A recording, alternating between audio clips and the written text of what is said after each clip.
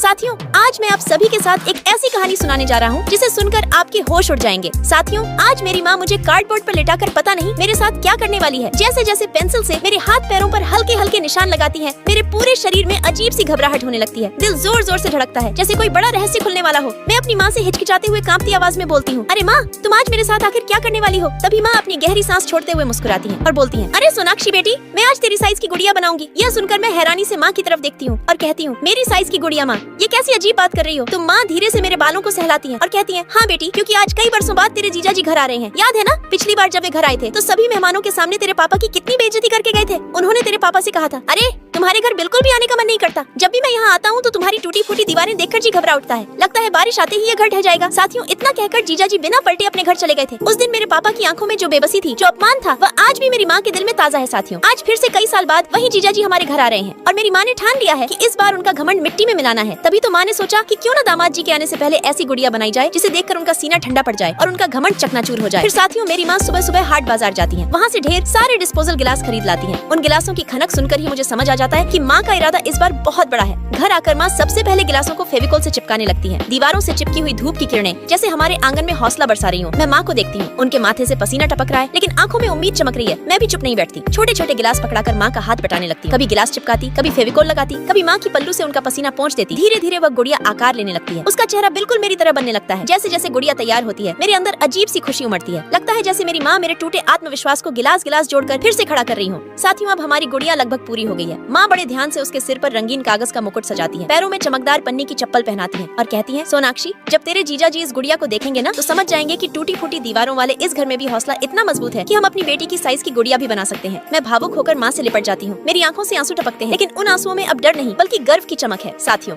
अब देखना ये है कि जब हमारे जीजा जी इस गुड़िया को देखेंगे, क्या उनका घमंड सच में चकनाचूर होगा या नहीं। मगर उसे देखने से पहले रुक जा बालक, मैं तुझे शराब देती हूँ। आज रात 12 बजे तेरी माँ मर जाएगी। अपनी माँ को सही सलामत देखना चाहता है तो इस लड़की की वीडियो को लाइक और चैनल को सब्सक्राइब कर दे। कमेंट बॉक्स में जय माता दी जरूर लिखकर जाना। साथियों, लास्ट में माँ बेटी ने मिलकर कितनी सुंदर गुड़िया बना दी जिसे देखकर जीजा जी का घमंड चकनाचूर हो गया।